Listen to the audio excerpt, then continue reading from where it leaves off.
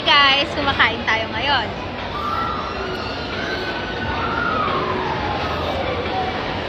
Medyo maingay kasi nasa SM tayo ngayon. Ba't ganun yung tono ko? So, tapos na ng check-up ko sa mata. Okay naman yung grado ko. 2020 pa rin.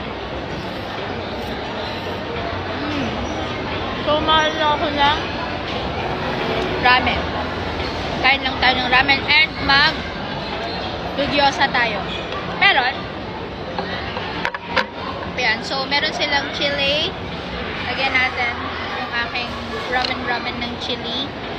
And then, ito naman, yung ating gyoza. Kain tayo. Dati, hindi ako marunong mag-chopstick. So, sana okay kayo ngayong araw. Pero dahil sa Thailand, natutuwa ko. Tapos,